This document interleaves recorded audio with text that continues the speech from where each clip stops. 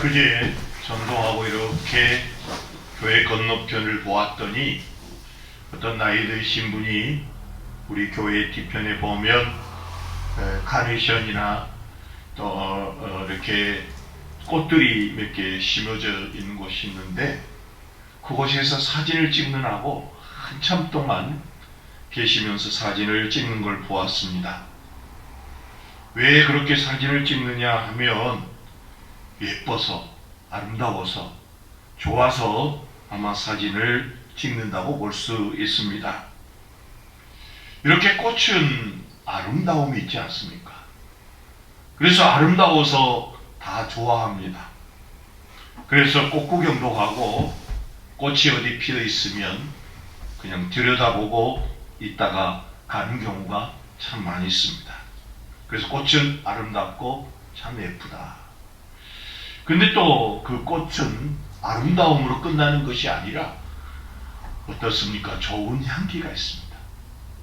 만약에 그 꽃이 아주 불쾌한 냄새를 낸다고 하면 사람들이 가까이 가지 않을 텐데 그래도 아주 향기로운 그 냄새를 풍기기 때문에 사람들이 꽃을 좋아하는 것이죠.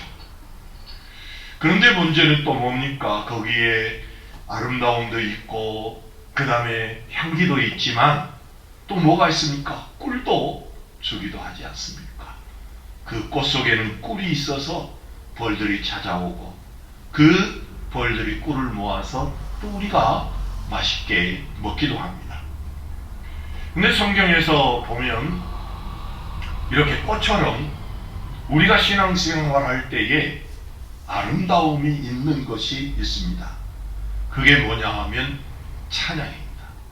이 찬양은 마치 꽃 같아서 찬양을 부르는 사람이나 또 듣는 사람이나 참 아름다움이 있다는 겁니다.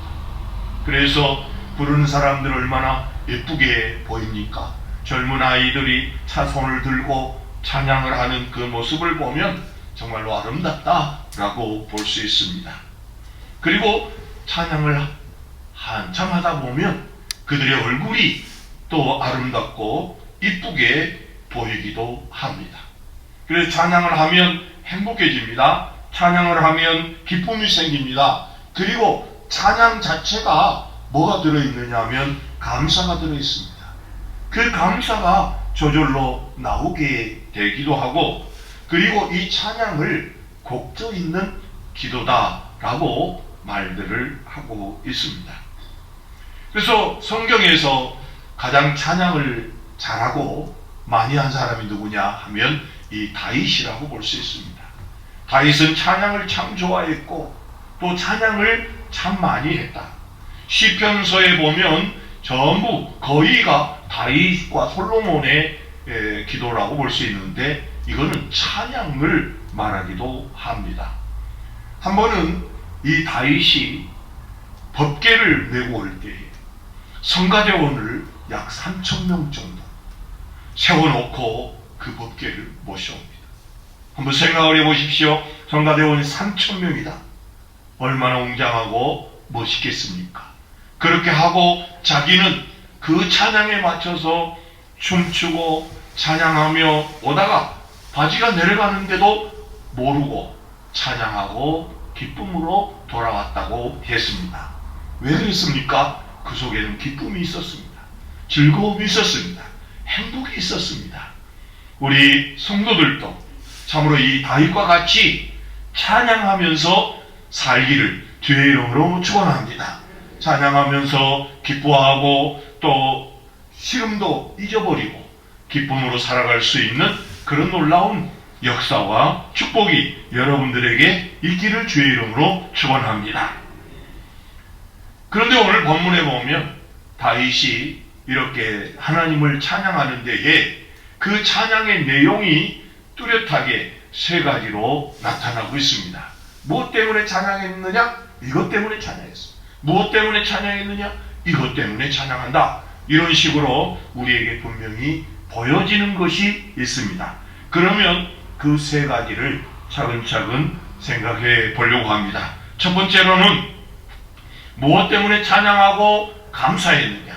그것은 바로 구원의 하나님 때문에 구원의 하나님을 찬양하고 있는 걸 볼 수 있습니다. 1절에서부터 5절을 읽어보면 하나님이여 찬송이 시온에서 주를 기다리오며 사람이 소원을 주께 이행하리이다. 기도를 들으시는 주여 모든 육체가 주께 나오리이다. 죄악이 나를 이겼사오니 우리의 허물을 주께서 사하시리이다. 주께서 택하시고 가까이 오게 하사 주의 뜰에 살게 하신 사람을 복이 있나이다. 우리가 주의 집 곧 주의 성전의 아름다움으로 만족하리이다. 우리 구원의 하나님이시여 땅의 모든 끝과 먼 바다에 있는 자가 의지할 주께서 의를 따라 어미하신 일로 우리에게 응답하시리로다. 그렇게 되어 있습니다. 여기에 보면 어떻게 나왔습니까? 구원의 하나님. 이 구원의 하나님 때문에 자기는 참으로 살고 행복하다라는 그런 의미로 찬양하고 감사하면서 있는 걸 볼 수 있습니다. 그 중을 좀 더 구체적으로 보면 3절에 보면 죄악이 나를 이겼사오니 우리의 허물을 주께서 사하시리이다. 죄가 이겨버렸다는 겁니다. 다윗은 하나님의 마음에 합한 사람입니다. 마음에 드는 사람이었습니다. 그런데 이 다윗도 죄에 져버렸습니다. 죄에 졌다라는 말은 죄에 패배했다는 겁니다. 하지 말아야 했는데 했다는 것입니다. 여러분 우리들도 어떻습니까? 이거 안 해야 되는데 해. 이렇게 안 해야 되는데 또 했네. 그러면서 질 때가 있지 않습니까?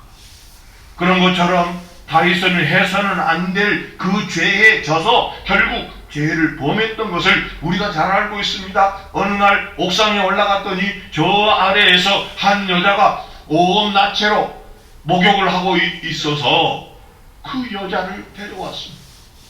데려와서는 안 되지요. 데려와서는 안 되는데 눈으로 보고 나서 죄가 그를 넘어뜨리고 유혹함으로 인하여서 죄의 패배함으로 인하여서 그 여자를 데려와서 결국 아이를 임신케 했었던 것이죠. 그래서 어떻게 됐습니까? 아이를 가져서 그걸 숨기려고 결국 그의 남편 우리아를 전쟁터에서 죽이고 말았던 것을 우리가 알 수 있습니다. 이것을 보면 바로 죄의 증거입니다. 수많은 사람들이 죄에 져서 범죄하고 해서는 안 될 일을 해서 참으로 악을 행하는 그런 사람들이 많이 있는데 다윗이 그 일을 했던 것입니다. 죄의 패배함으로 인하여서 죄가 나를 이겨버렸습니다. 자기를 이겨버렸습니다. 그래서 이 다윗이 하나님 앞에 회개합니다. 하나님 앞에 용서를 구합니다. 그랬더니 하나님께서 그래도 그를 용서해 주시더라는 것이죠. 그래서 감사한다. 그래서 하나님께 찬양한다 라고 고백하고 있는 걸 볼 수 있습니다. 또 한 번은 왕이 되어서 나라가 평화로웠습니다. 나라가 아주 부강해졌습니다. 그랬는데 어느 날 다윗이 인구조사를 하겠다고 나섭니다. 그런데 이 인구조사는 하나님이 싫어하는 일이었습니다. 인구조사를 하여서 제국주의를 만들고자 하는 그런 욕심이 있어서 인구조사를 할 때에 요압 장군이 안 됩니다. 그거 해서는 안 됩니다. 하나님이 진노하십니다. 그래도 그 욕심에 이끌려서 결국 그 인구조사를 하게 됩니다. 이게 뭡니까? 바로 죄가 그를 이겨버렸던 것이죠. 그래서 인구조사를 했더니 하나님께서 진노하셔서 죄 없는 백성 7만 명이 죽고 말았던 것을 우리가 알 수 있습니다. 그런데도 불구하고 이 다윗이 참으로 나중에 죽을 때까지 왕으로 있을 수 있었던 것은 무엇이냐 하면 하나님께서 그 죄를 사해 주셨다는 겁니다. 그래서 하나님을 찬양합니다. 그 다음에 두 번째로는 4절에 보면 주께서 택하시고 가까이 오게 하사 주의 뜰에 살게 하신 사람은 복이 있나이다. 우리가 주의 집 곧 주의 성전의 아름다움으로 만족하리이다. 자기를 택해 주셨다. 여러분 다윗은 8번째입니다. 자기 형들은 다 잘났는데 다윗은 거기에 비하면 못났습니다. 나이도 어렸습니다.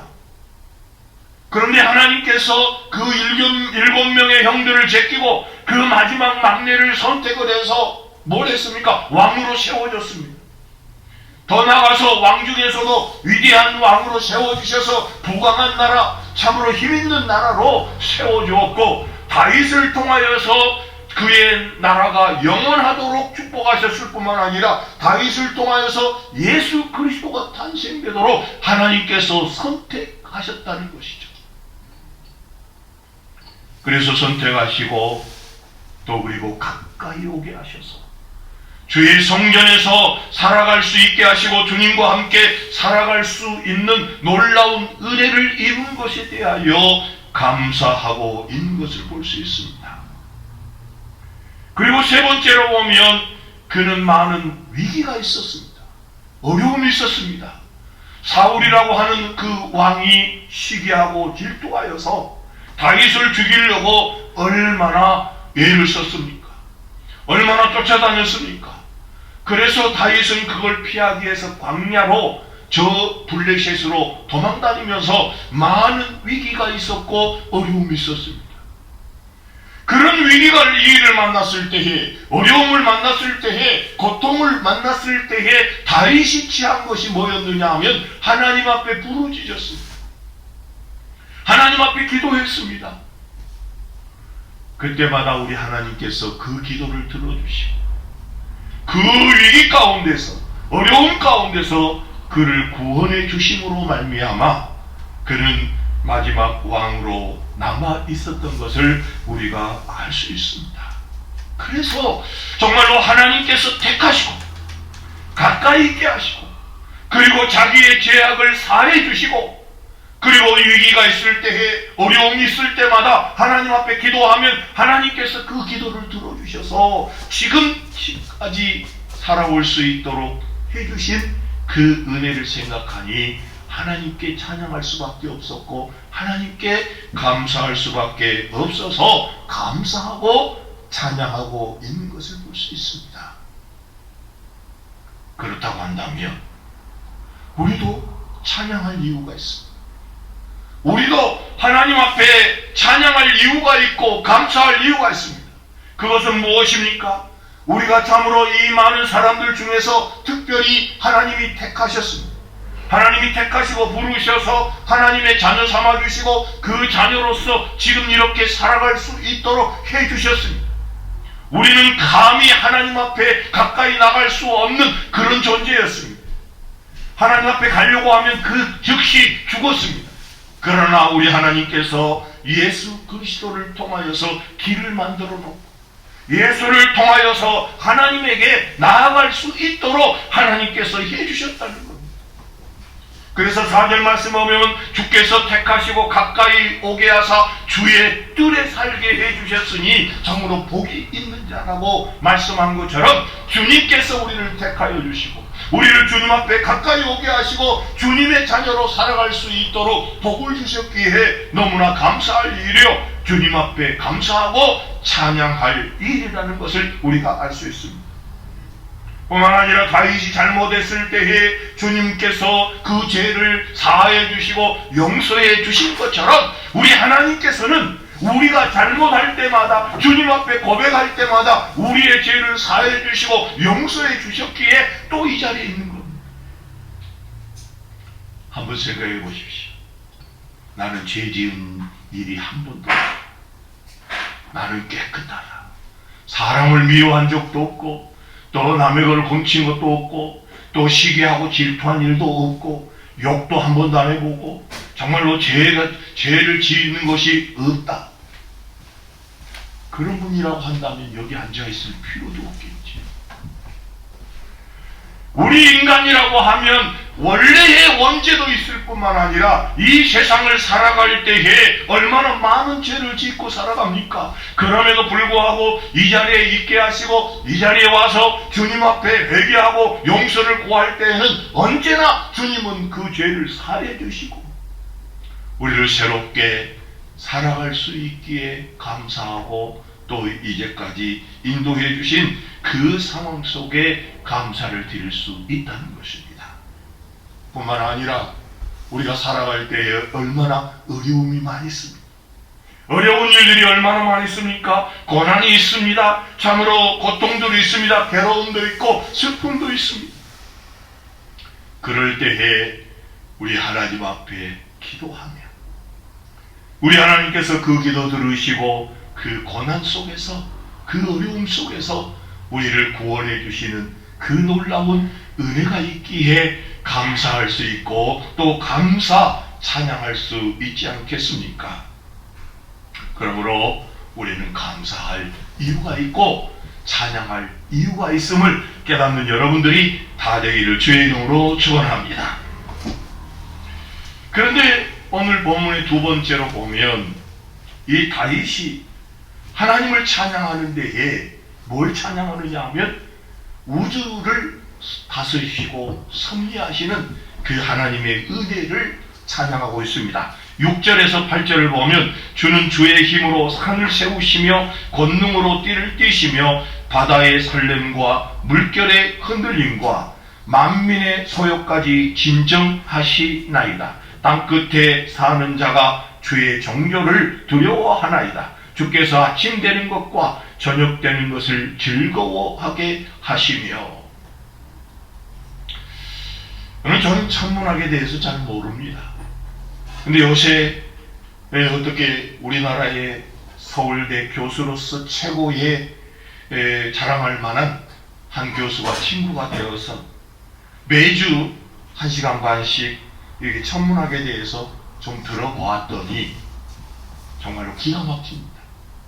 그게 뭐냐 하면 이 빛의 1초 속도가 어떻게 되느냐 하면 약 18만 6천 마일을 달려가는 데에 우리나라 키로로 계산하면 30만 키로를 1초에 달려가고 결국 지구의 7바퀴 반을 돈다고 하지 않습니까?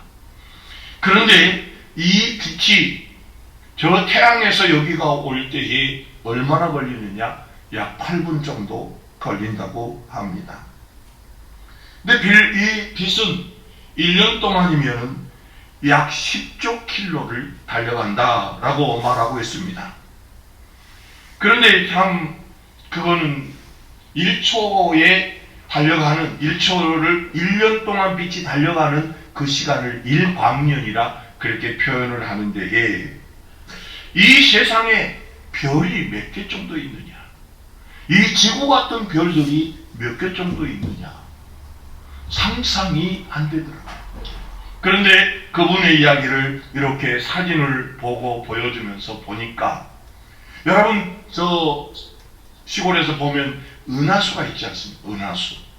은하수를 보면 그게 반짝거리는 것이 시냇물처럼 쫙 늘어져 있는데 그게 은하수고 다 별인데 그 별들이 그 은하수라고 하는 그 한 무리 속에 몇 개나 들어가 있느냐?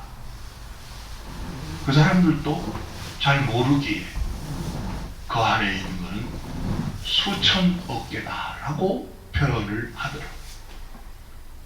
한 은하수 속에 수천억 개의 별이 들어있다. 그런데 이 별에서 이 별의 사이가 얼마나 되느냐? 4광년이다. 그러니까 이 별에서 여기까지 빛이 가려면 4년이 걸릴 만큼 떨어져 있다.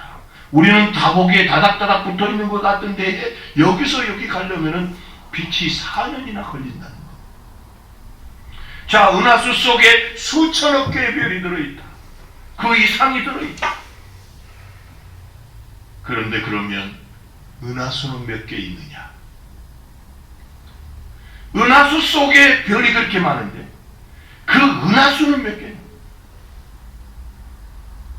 은하수만 찍어놓은 그 사진을 보니까 마치 은하수 속에 별처럼 많은데 그 은하수가 또 수천억 개 이상이라는 거죠. 은하수만 해도 별이 많은데 은하수가 수천억 개다. 그러면 이 우주가 얼마나 큽니까? 그런데 이 지구는 있잖아요. 태양을 중심으로서 이렇게 공전과 자전을 하면서 도는 데에, 타원형으로 도는 데에, 또 다른 별들도 도는 데에 이 화성이라고 하는 이 별은 이렇게 돌다가 여기서 공중제비를 한번 하고 또 돌고, 공중제비를 한번 하고 돌고, 이렇게 해도 전혀 떨어지지 않고 부딪히지 않고 그렇게 사라져가는 이 운영이 되고 있다는 겁니다. 이런 온 우주를 제대로 보는 사람들은 절대자가 아니면 도저히 이 우주를 다스릴 수가 없다. 그래서 그 과학자도 처음에는 예수를 안 믿었었지만 지금은 예수를 믿고 정말로 신이 계시기 때문에 이럴 수밖에 없다. 그래가지고 예수 믿고, 그래가지고 신학까지 하고, 그래가지고 목사까지 됐어. 하나님 앞에 절대적으로 엎드릴 수밖에 없기에 그분은 신학을 했다고 고백하는 걸 보았습니다. 여러분 어떻습니까? 온 우주 속에서 이 봄이 오고 가을이 오는 거 그냥 저절로 올 것 같습니까?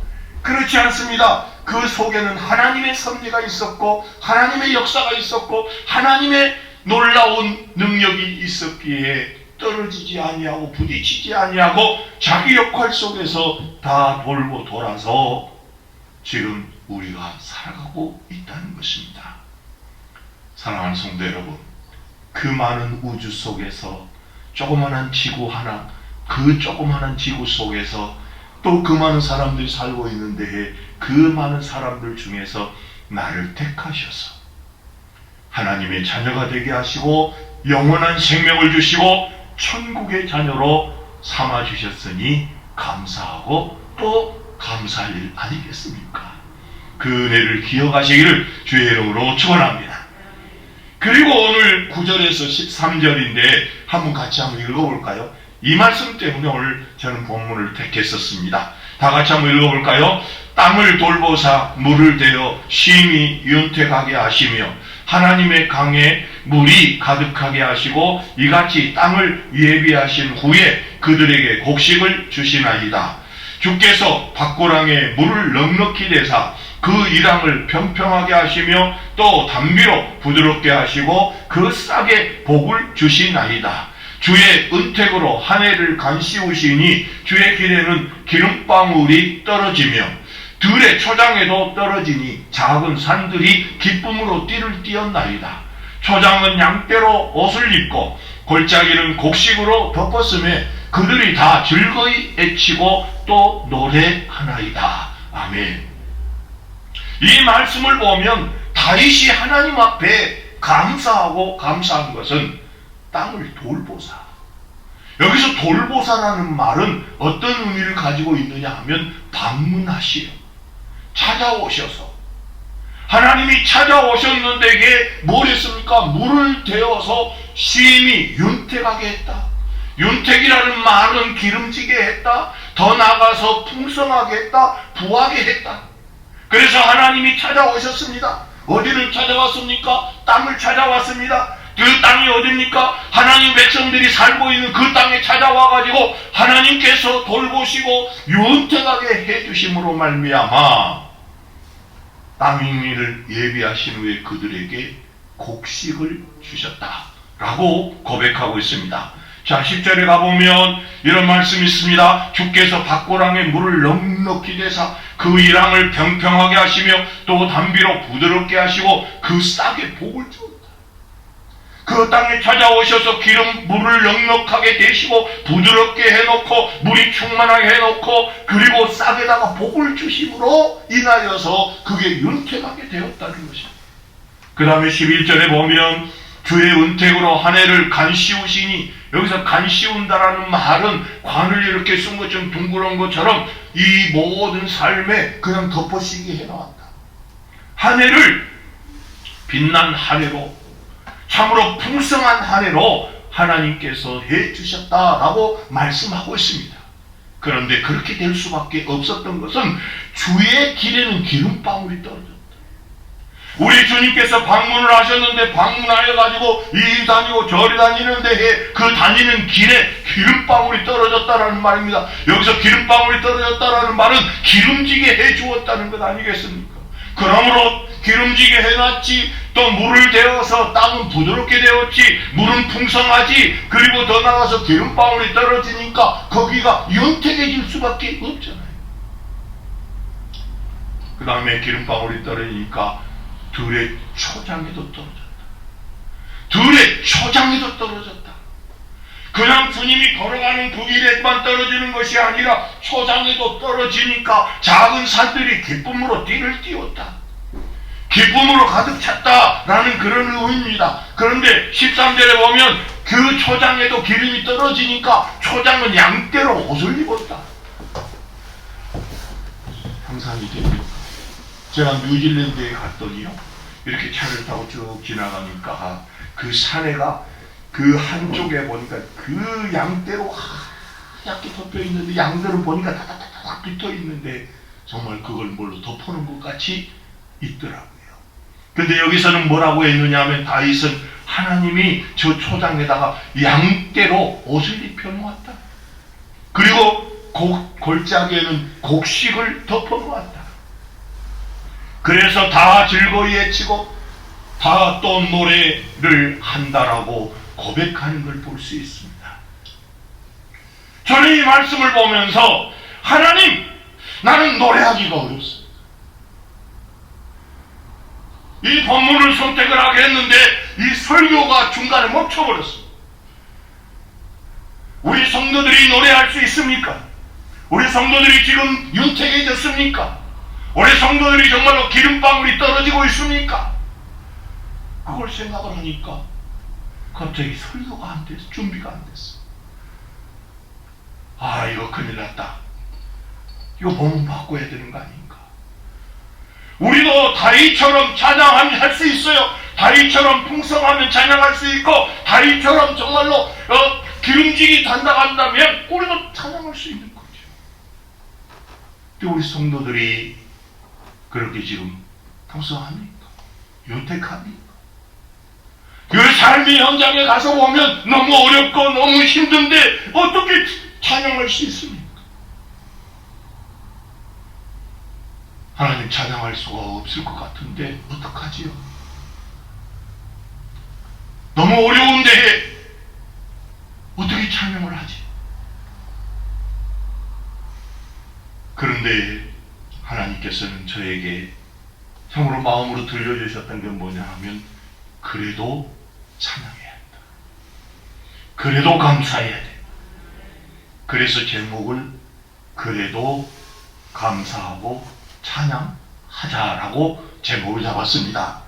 그 이유는 뭐냐 하면, 그래도 하나님이 나를 택해 주셨고 가까이 오게 하시고 내 죄를 사해 주시고 기도할 때마다 기도를 들어주시고 한 해를 우리 하나님이 지켜주셔서 여기까지 오게 하신 그것 때문에 찬양하고 그래도 감사해야 한다라는 의미였습니다. 그러나 저는 그것이 아니라, 하나님 그것까지 감사합니다. 좋습니다. 그래도 감사하겠습니다. 그래도 찬양하겠습니다. 그러나 우리 성도들에게도 주님께서 방문해 주시고 찾아주시옵소서. 그래서 기름방울이 떨어지게 해주십시오. 우리 성도들의 가정에 기름방울이 떨어지고 우리 성도들의 삶에 싹에 우리 하나님께서 복을 주셔서 우리 성도들의 삶에도 참으로 노래할 수 있고 우리 성도들의 삶에서도 기뻐할 수 있도록 해주십시오. 그래서 이 본문을 그대로 잡고 그래도 감사하자, 그래도 찬양하자, 그렇게 하실 때에 주님 방문하셔서 여러분 지나가실 때에 여러분의 삶에 기름방울이 떨어질 줄로 믿으시기를 주의 이름으로 축원합니다. 그래서 기름방울이 떨어져야 합니다. 마치 들의 초장에도 그런 것처럼, 초장에도, 여러분의 사업장에도, 여러분의 가정에도, 여러분의 인생에도, 여러분의 하는 일에도 우리 주님의 기름방울이 떨어지기를 주의 이름으로 축원합니다. 그래서 올해까지는 정말로 우리가 정말로 기름방울이 떨어지지 못하고 우리의 초장에 양떼가 없고 우리의 저 골짜기 밭에 곡식이 없었다고 할지라도 하나님께서 2023년에 여러분의 사업장에 주님이 지나가셔서 기름방울이 떨어지는 역사가 있기를 주의 이름으로 축원합니다. 우리 주님이 싸게 축복하셔서 참으로 여러분의 초장에도 양떼가 덮어지는 역사가 있기를 주의 이름으로 축원합니다. 참으로 골짜기에 곡식이 덮여진 것처럼 여러분의 삶의 현장에도 곡식이 덮여지는 그런 역사가 있기를 주의 이름으로 축원합니다. 그래서 이 성경을, 이 설교를 준비하면서 주여, 우리도 선택받았으니까, 우리도 제사함 받았으니까 주님께서 가까이 오게 하셨고 주의 뜰에 살게 하셨고 부르짖을 때마다 우리의 기도에 응답해 주셨으니까 진심으로 감사합니다. 진심으로 찬양합니다. 그러나 한 가지 더 우리 주님께서 돌보아 주십시오. 우리 성도들을 돌보시고 우리 성도들을 찾아오셔서 우리 주님께서 정말로 우리 성도들의 그 차싸게 우리 주님께서 복을 내려주시고 고랑고랑 이랑이랑마다 우리 하나님께서 물을 채워주셔서 참으로 모든 것이 부드러워지고 모든 것이 채워져서 윤택해질 수 있도록 역사해 주십시오. 더 나아가서 주님께서 걸어가는 그 발걸음, 그 듣는 그곳마다 기름방울이 떨어지게 하셔서 우리 성도들의 그 삶에 참으로 초장에 양떼가 옷을 입고 그 골짜기에 곡식이 차게 하여 주시옵소서. 이런 마음으로 이 설교를 준비했습니다. 그러므로 여러분들도 기도 제목을 가지고 주여 참으로 우리 가정에 주님의 기름방울이 떨어지게 하여 주시옵소서. 주님의 그 놀라운 축복이 우리의 삶에 이루어지게 해 주십시오. 그래서 참으로 일항마다 물이 가득 채워지고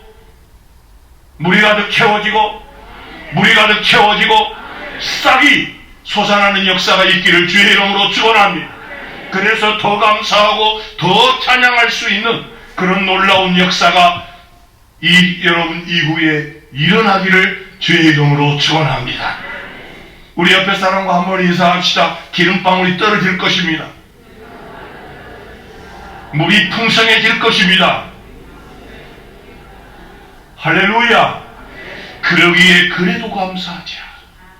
그래서 감사하고 찬양하셔서 여러분들에게 주님께서 지나가는 그 길에 기름방울이 풍성하게 떨어지고 우리 주님께서 싸게 복을 주셔서 참으로 물을 가득 채워주셔서 일거리를 가득 채워주셔서 여러분들의 삶에 윤택감이 있기를 주의 이름으로 축원합니다. 기도하겠습니다. 거룩하시고 자비하신 아버지 하나님, 저희들이 무엇이간데 우리 하나님께서 택하여 주시고 우리 하나님께서 저희들을 가까이 하게 하셔서 하나님의 자녀 삼아 주시니 감사합니다. 이 은혜를 평생 잊지 않게 하여 주시고 이 은혜 속에 늘 감사하며 살아갈 수 있는 저희들이 되게 도와 주시옵소서. 하나님 아버지, 저희들이 참으로 무엇이간데 우리 하나님께서 죄악을 사하여 주시고 거룩하다 인정해 주실 뿐만 아니라 우리가 하나님께 부르짖을 때마다 우리 하나님께서 그 기도를 들어주셨습니다. 구원해 주시고 건져 주셨습니다. 그 은혜를 잊지 않게 하여 주시옵소서. 아버지, 그러나 저희들 아버지 하나님이여 더욱더 윤택한 삶을 살기를 원합니다. 주님의 놀라운 축복을 받기를 원합니다. 아버지 하나님이여, 우리 성도들의 사업장이 물이 가득 찬 것처럼 일감으로 가득 차게 하여 주시옵소서. 아버지, 우리 주님께서 참으로 찾아오셔서 지나가는 그 길에 기름방울이 떨어지게 하여 주시옵소서. 하나님께서 싸게 축복하여 주셔서 열매로 나타날 수 있도록 우리 아버지 도와주시옵소서. 초장에도 기름방울이 떨어져서 아버지 하나님의 양떼로 옷을 입었던 것처럼 우리 성도들의 삶에도 양떼로 가득 채워지며 곡식이 가득 채워지는 골짜기가 되게 도와 주시옵소서. 그리하여 더 찬양하게 하시고 더 감사하게 하시고 더 하나님의 살아계심을 노래할 수 있는 우리 성도들이 되게 도와 주시옵소서. 우리 주님께 부탁드리며 예수 그리스도 이름으로 간절히 기도하옵나이다. 아멘.